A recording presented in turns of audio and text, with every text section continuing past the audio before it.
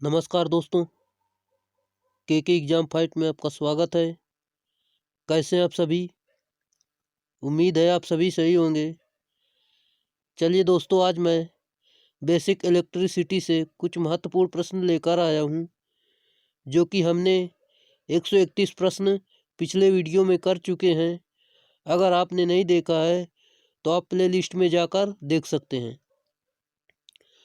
दोस्तों, अगर वीडियो पे आप आए हैं तो वीडियो को पूरा ज़रूर देखा करें। चलिए दोस्तों, हम आज का प्रश्न शुरू करते हैं। आज का प्रश्न है, एक 10 ओम के प्रतिरोध को 100 वोल्टेज डीसी स्रोत से जोड़ा गया है। इस परिपथ में प्रवाहित होने वाली धारा का मान होगा। इसका आंसर है ऑप्शन नंबर सी 10। चलिए दोस्तों, इसको हल कर लेते हैं। दोस्तों, आर बराबर 10 ओम और वोल्टेज 100 दिया है। हमें आई निकालना है, मतलब धारा निकालना है। तो आई बराबर फार्मूला होता है धारा बराबर V अपान आर। V का मान 100 रख दिया गया और R का मान 10। इसको 0 से 0 काट दिया गया, आपका 10 एम्पियर धारा का मान आ गया। दोस्तों, अगला प्रश्न है,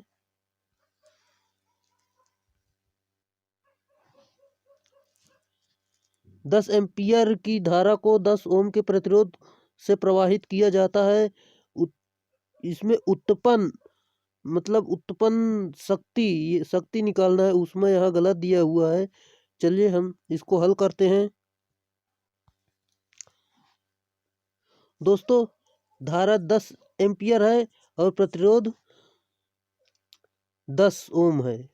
दोस्तों, इसको हल करेंगे। P बराबर आई स्क्वायर आर होता है सूत्र। P बराबर आई स्क्वायर, मतलब आई का मान 10 रखेंगे, इसका स्क्वायर कर देंगे, 100 आ जाएगा।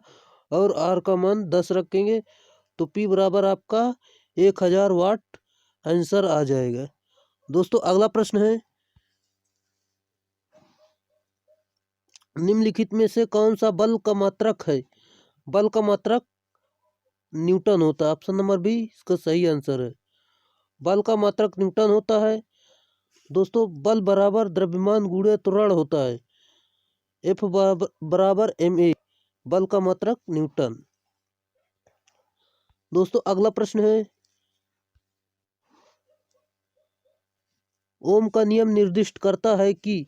ओम का नियम आपको क्या बताता है? इसका सही आंसर है ऑप्शन नंबर डी, आई बराबर V अपान आर।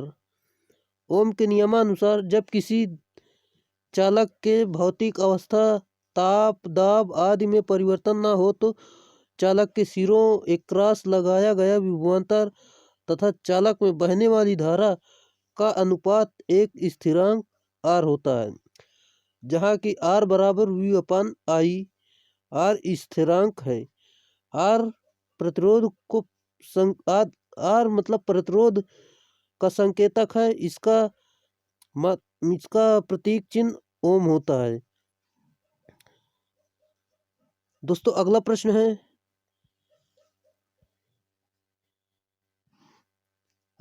है, जब प्रतिरोधों को श्रेणी क्रम में संयोजित किया जाता है तो प्रत्येक प्रतिरोध में प्रवाहित होने वाली धारा होगी। इसका सही आंसर है ऑप्शन नंबर बी, अचर। चलिए दोस्तों, इसकी व्याख्या देख लेते हैं। दोस्तों, इसकी व्याख्या है, जब प्रतिरोधों को श्रेणी क्रम में संयोजित किया जाता है तो प्रत्येक प्रतिरोध से प्रवाहित होने वाली धारा का मान एक समान होता है। पॉइंट नंबर 1, समांतर क्रम में संयोजित सभी प्रतिरोध पर वोल्टेज का समान एक समान होता है। दोस्तों, अगला प्रश्न है, एक बैटरी 20 ओम के प्रतिरोध से जुड़ी हुई है। यदि 0.75 एम्पियर की धारा उत्पन्न की जानी है तो बैटरी का विद्युत वाहक बल EMF कितना होना चाहिए?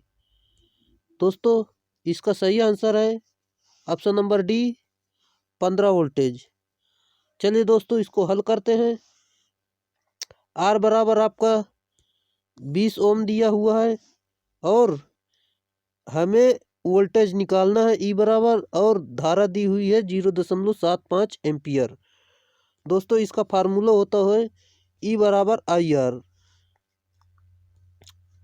आई का मान हमने 0.75 गुणे आर का मान 20 ओम रख दिया, जबकि इसको हल कर लिया गया तो आपका आंसर 15 वोल्टेज आ गया। दोस्तों अगला प्रश्न है,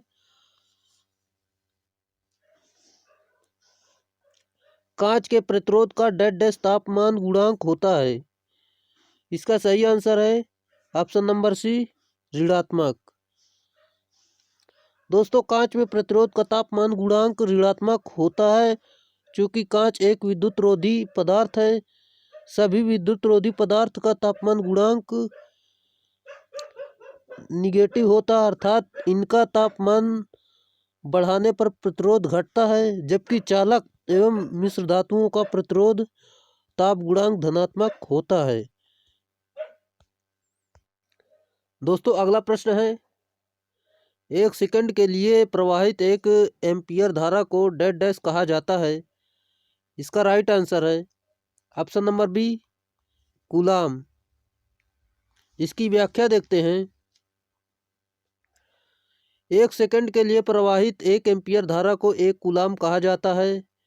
कूलाम आवेश का मात्रक है, जबकि वोल्ट का मात्रक वोल्टेज, और एम्पियर धारा और प्रतिरोध का मात्रक ओम। और क्यू बराबर आई टी होता, आई जहाँ की धारा को प्रदर्शित करता है और टी समय को प्रदर्शित करता है। चलिए दोस्तों अगला प्रश्न। अगला प्रश्न है, ओम के नियम के अनुसार परिपथ धारा डेड डैश के व्युत्क्रमानुपाती होता है। किसके व्युत्क्रमानुपाती होता है? राइट आंसर है ऑप्शन नंबर बी, प्रतिरोध के। चलिए दोस्तों इसकी व्याख्या देखते हैं। दोस्तों इसकी व्याख्या है, ओम के नियमानुसार V बराबर आई आर होता है, जबकि I बराबर V upon R. I proportional 1 upon R होता है। ओम के नियमानुसार परिपथ धारा प्रतिरोध के व्युत्क्रमानुपाती होता है। प्रतिरोध परिपथ में धारा का प्रवाह का विरोध करता है। दोस्तों अगला प्रश्न है, ताप उपकरण विद्युत धारा डेड डैश प्रभाव पर आधारित होते हैं। इसका सही आंसर है ऑप्शन नंबर सी, ऊष्मीय। ताप उपकरण विद्युत धारा के ऊष्मीय प्रभाव पर आधारित होते हैं, जबकि एग्जाम्पल में दिया हुआ हीटर, आयरन आदि। विद्युत धारा के मुख्य रूप से निम्न 3 प्रभाव होते हैं। पहला प्रभाव है चुंबकीय प्रभाव, जनरेटर मोटर में यूज करना होता है। दूसरा है रासायनिक प्रभाव या बैटरी में यूज।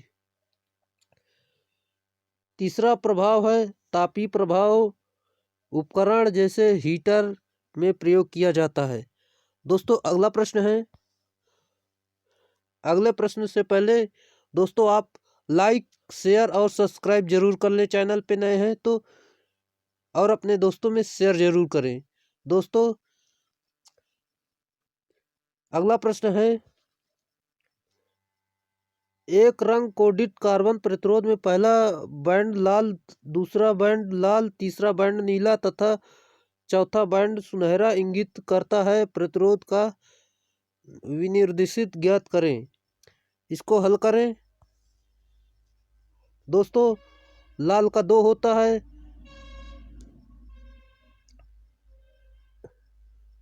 पहला बैंड मतलब लाल का 2, दूसरा बैंड लाल का 2, तीसरा ब्लू मतलब नीला का 6 होता है, चौथा बैंड सुनहरा, सुनहरा का 5% होता है।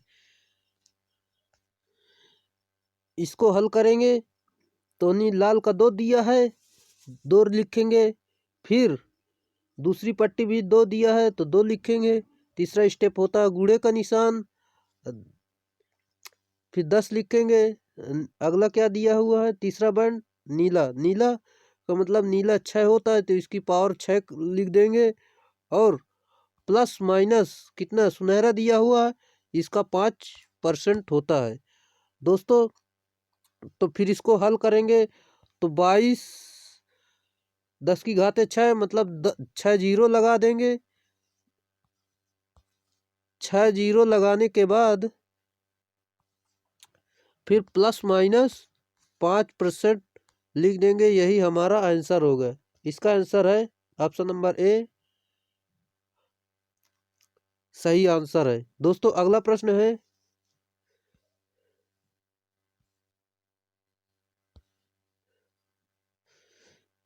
किसी वृत्ताकार छिद्र को परिष्कृत करने के लिए किस उपकरण का उपयोग किया जाता है? राइट आंसर है ऑप्शन नंबर सी, अर्धगोलाकार रेती, हाफ राउंड फाइल। दोस्तों इसकी व्याख्या है, वृत्ताकार छिद्र को परिष्कृत फिनिशिंग करने के लिए अर्धगोलाकार रेती का उपयोग किया जाता है। इस रेती की अनुप्रस्थ काट अर्धवृत्त के समान होती है। इसका पॉइंट की ओर 1/3 भाग टेपर किया होता है। इस रेती की वक्र सतह पर सिंगल कट दांते तथा फ्लैट सतह पर डबल कट दांते बने होते हैं। इस रेती का उपयोग समतल तथा आंतरिक वक्राकार दोनों प्रकार की सतहों को रेतने के लिए किया जाता है। दोस्तों अगला प्रश्न है, ओम का नियम लागू किया जा सकता है? चलिए दोस्तों इसे देखते हैं। राइट आंसर है ऑप्शन नंबर सी, प्रतिरोध पर। ओम का नियम प्रतिरोध पर लागू होता है। भौतिक अवस्था में बिना परिवर्तन किए वोल्टेज तथा धारा के अनुपात स्थिर होता है, जिसे स्थिरांक R से प्रदर्शित करते हैं। V प्रोपोर्शनल I, R बराबर V अपान I होता है, जबकि R स्थिरांक होता है। R बराबर V upon I। Point number 1, Zener diode का उपयोग वोल्टेज रेगुलेटर की तरह करते हैं, जबकि दिष्टकारी की सहायता से AC को DC में परिवर्तित किया जाता है। दोस्तों अगला प्रश्न है,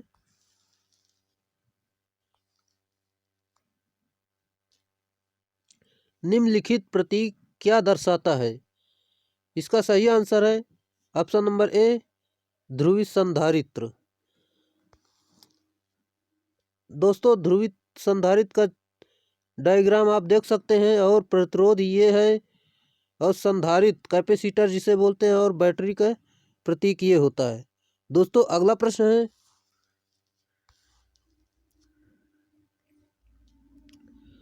चालकता को डैश डैश के व्युत्क्रम के रूप में परिभाषित किया जाता है। राइट आंसर है ऑप्शन नंबर सी, प्रतिरोध के। चालकता को प्रतिरोध के व्युत्क्रम के रूप में परिभाषित किया जाता है।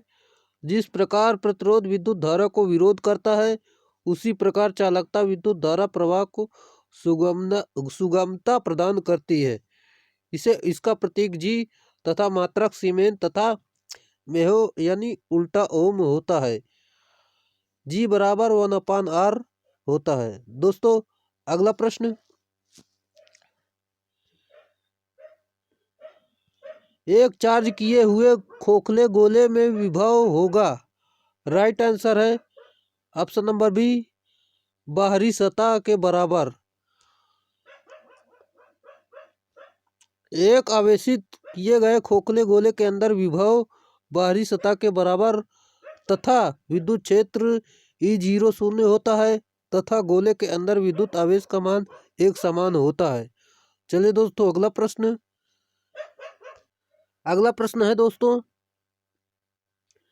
धारा ले जाने वाले दो समांतर तारों के बीच का बल किसकी परिभाषा के लिए प्रयोग होता है? इसका सही आंसर है ऑप्शन नंबर बी, एम्पियर। चलिए इसकी व्याख्या देख लेते हैं। धारा ले जाने वाले दो समांतर तारों के बीच का बल एम्पियर के नियम की परिभाषा के लिए प्रयोग होता है। एक एम्पियर की परिभाषा दो समांतर धारावाही तारों के मध्य कार्य करने वाले बल आधार पर दी जाती है। अर्थात यदि हम दो तारों में प्रवाहित धारा I का मान इतना रखें कि निर्वात में 1 मीटर की दूरी पर स्थित इन तारों जो सीधे, लंबे तथा समांतर तारों के बीच प्रत्येक तार की प्रति एकांक लंबाई पर लगने वाला बल 2 × 10⁻⁻⁷ न्यूटन प्रति मीटर हो, तब इस धारा का मान 1 एम्पियर कहलाता है। दोस्तों अगला प्रश्न है,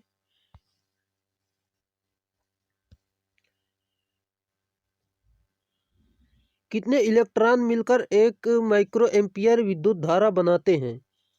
दोस्तों राइट आंसर है ऑप्शन नंबर डी 6.25 × 10⁻12। चलिए इसकी व्याख्या देख लेते हैं। I बराबर 1 माइक्रो एम्पियर दिया हुआ है, जबकि E बराबर इलेक्ट्रॉन पर आवेश जो होता है 1.6 × 10⁻⁻19 कूलाम, मतलब कूलाम होता है। T बराबर 1 सेकेंड, जबकि Q बराबर IT होता है। Q बराबर I का मान हमने रखा है 1 × 10⁻⁻6, मतलब I 1 दिया हुआ माइक्रो के दर पर 10⁻⁻6 हमने रख दिया, गुणे 1 रख दिया। और Q बराबर हमारा आ गया 1 × 10⁻⁻6 कूलाम। जबकि N बराबर Q/E होता है। Q का मान हमने ऊपर रखा 1 × 10⁻⁶, अपन E का मान नीचे 1.6 × 10⁻⁻19 रख के हल कर लिया गया। हमारा आंसर आ गया 6.25 × 10⁻12 आंसर आ गया। चलिए दोस्तों अगला प्रश्न है,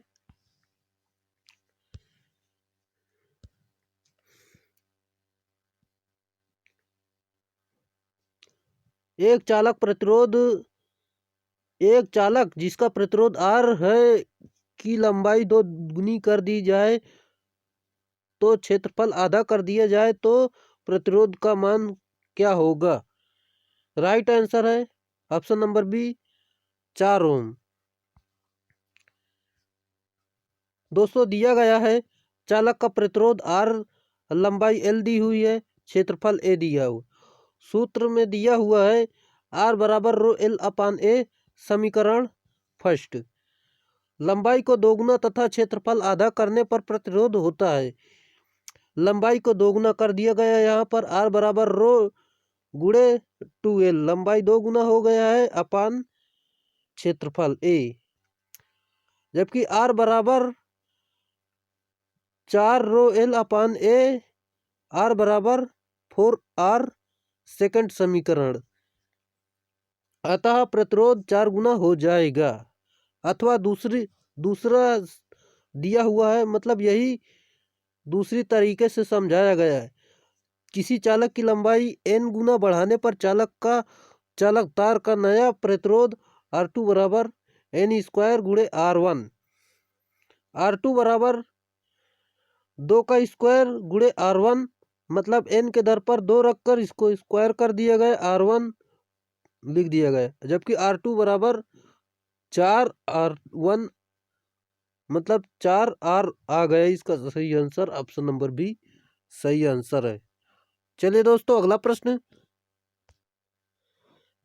है, किसी परिमित दूरी द्वारा पृथक्कृत दो आवेश किसमें वृद्धि करते हैं?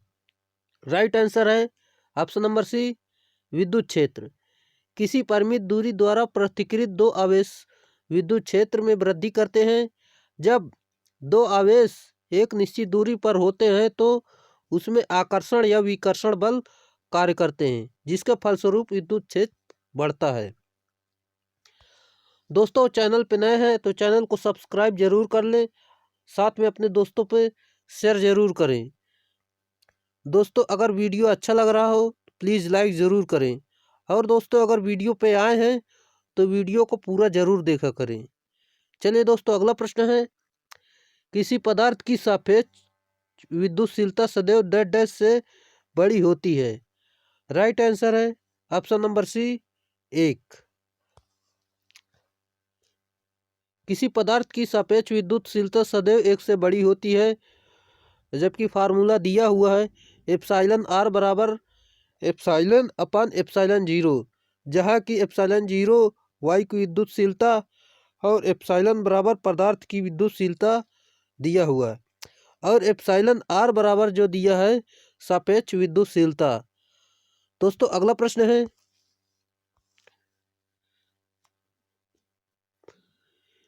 विद्युतवाहक बल यानी ईएमएफ आवश्यक होता है, किसके लिए आवश्यक होता है? राइट आंसर है ऑप्शन नंबर डी, इलेक्ट्रॉन्स को गतिमान करने के लिए। विद्युतवाहक बल इलेक्ट्रॉन्स को गतिमान करने के लिए आवश्यक होता है। चालक पदार्थ से इलेक्ट्रॉन को गतिमान करने हेतु चालक तार से विद्युतवाहक बल लगाना आवश्यक होता है।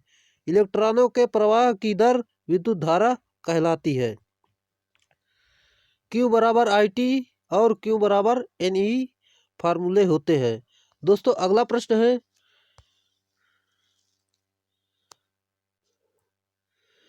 एक खोखले गोली चालक के भीतर क्या होता है? दोस्तों राइट आंसर है ऑप्शन नंबर ए, विद्युत क्षेत्र शून्य होता है। इसकी व्याख्या देखते हैं, एक खोखले गोली चालक के भीतर विद्युत क्षेत्र शून्य होता है। चलिए दोस्तों अगला प्रश्न है, पृथ्वी का प्रतिरोध है। राइट आंसर है ऑप्शन नंबर डी, 0 यानी शून्य। पृथ्वी का प्रतिरोध शून्य होता है। अगला प्रश्न है, वैद्युत ऊर्जा की इकाई है। राइट आंसर है option number B, volt ampere घंटा। वैद्युत ऊर्जा V बराबर IT, मतलब वैद्युत ऊर्जा बराबर VIT, जहाँ की V बराबर वोल्ट, I बराबर एम्पियर और T बराबर समय दिया हुआ है। यूनिट यानी volt ampere hour, volt ampere घंटा होता है। अगला प्रश्न है, वैद्युत आवेश का यूनिट, वैद्युत आवेश की इकाई ज्ञात करना है। वैद्युत आवेश की इकाई कूलाम होती है, जबकि वाट शक्ति का मात्रक है, और वोल्ट वोल्टेज का मात्रक है, और एम्पियर धारा का मात्रक है। चलिए दोस्तों अगला प्रश्न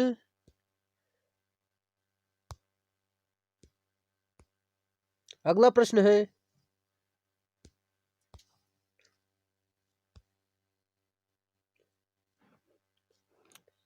निम्नलिखित में से किस पदार्थ की प्रतिरोधकता सबसे कम होती है? राइट आंसर है ऑप्शन नंबर ए, कॉपर। जिस पदार्थ में मुक्त इलेक्ट्रॉनों की संख्या सबसे अधिक होती है उसकी प्रतिरोधकता सबसे कम होती है। कॉपर की प्रतिरोधकता सबसे कम होती है क्योंकि चालक पदार्थ में सिल्वर के बाद दूसरा स्थान तथा गोल्ड का तीसरा स्थान होता है। यानी दोस्तों जिसमें करंट ज़्यादा फ्लो होगा उसकी प्रतिरोधकता कम होती है। चलिए दोस्तों अगला प्रश्न है, निम्नलिखित में से किस प्रतिरोधक का साइज अधिकतम होगा? राइट आंसर है ऑप्शन नंबर ए, 10 ओम 50 वाट। चलिए इसकी व्याख्या देखते हैं, यदि दो रेजिस्टेंस तथा समान कैपेसिटी के हैं तो तथा पावर रेटिंग अलग अलग है, जिस रेजिस्टेंस की पावर रेटिंग ज़्यादा होगी उस रेजिस्टेंस की साइज अधिक होगी, जिसकी पावर रेटिंग अधिक होगी उस रेजिस्टेंस का साइज बड़ा होगा। चलिए दोस्तों अगला प्रश्न है, किसी 100 वोल्ट वाले बल्ब का प्रतिरोध 500 ओम है। प्रत्येक किलोवाट घंटे की ऊर्जा की खपत होने पर यह बल्ब कितने समय तक कार्य करेगा? राइट आंसर है ऑप्शन नंबर सी, 50 घंटे। चलिए दोस्तों इसको हल करते हैं। जबकि E बराबर VIT होता है, जबकि T हमें निकालना है तो T बराबर हो जाएगा E अपान VI, और जबकि E R upon V square होता है। टी बराबर ई का मान हमने 1000 रखा और आर का मान 500 और वी का मान 100 रखकर इसका स्क्वायर कर दिया, डबल मतलब स्क्वायर कर दिया, 2 बार 100 लिख दिया गया और इसे काट दिया गया, तो आपका आंसर आ गया 50 घंटे। दोस्तों अगला प्रश्न है,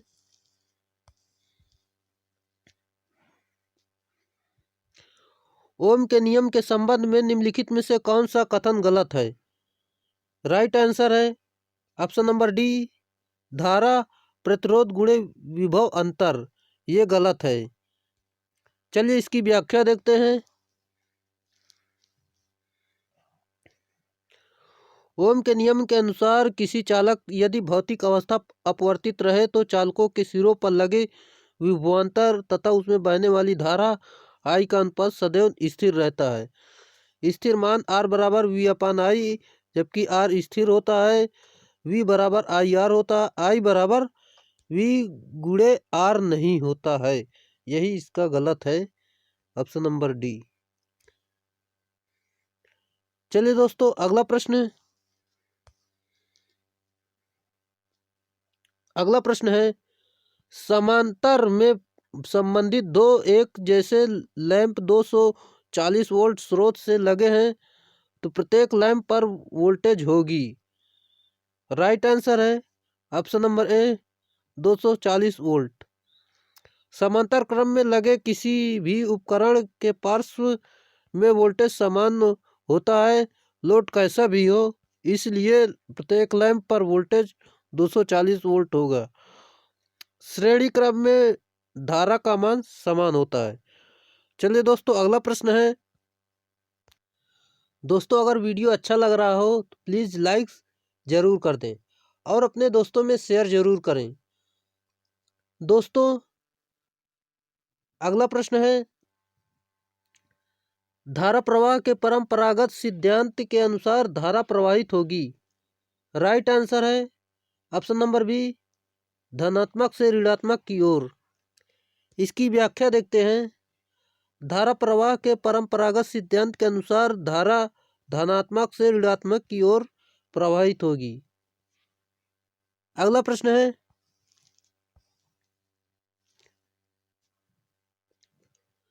टेक्नीशियन ए कहता है कि वोल्टेज मापने के लिए वोल्ट मीटर को श्रेणी क्रम में लगाया जाता है। टेक्नीशियन बी कहता है समांतर में, कौन सही है? राइट आंसर है option number B, technician B. चलिए इसकी व्याख्या देखते हैं। टेक्नीशियन बी कहता है क्योंकि वोल्टेज वोल्ट मीटर को सदैव पैरेलल यानी समांतर क्रम में लगाया जाता है ताकि मैक्सिमम वोल्टेज को माप सके। श्रेणी क्रम में अमीटर को लगाया जाता है ताकि अधिक से अधिक करंट को माप सके। दोस्तों अगला प्रश्न है,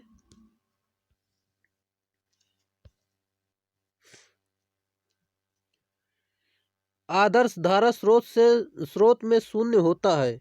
राइट आंसर है ऑप्शन नंबर ए, आंतरिक चालकता। इसकी व्याख्या देखते हैं।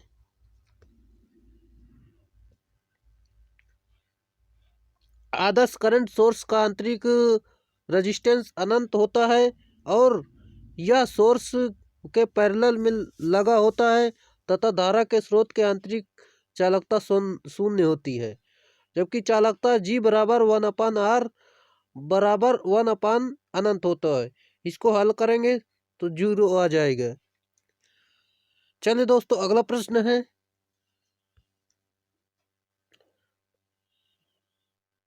स्थैतिक विद्युत निम्नलिखित में किसके द्वारा उत्पन्न होती है? राइट आंसर है ऑप्शन नंबर बी, घर्षण। चलिए दोस्तों अगला प्रश्न, इसकी व्याख्या देखते हैं। इसकी व्याख्या दी हुई है, स्थैतिक विद्युत घर्षण क्रिया द्वारा उत्पन्न होती है। अगला प्रश्न है, विद्युत आवेशों के बीच बल के लिए कूलाम नियम निम्नलिखित से लगभग मिलता जुलता है। राइट आंसर है ऑप्शन नंबर डी, न्यूटन का गुरुत्वाकर्षण सिद्धांत। इसकी व्याख्या देखते हैं। विद्युत आवेशों के बीच लगने वाले बल के लिए कूलाम का नियम न्यूटन के गुरुत्वाकर्षण सिद्धांत के लगभग मिलता जुलता होता है। अगला प्रश्न है,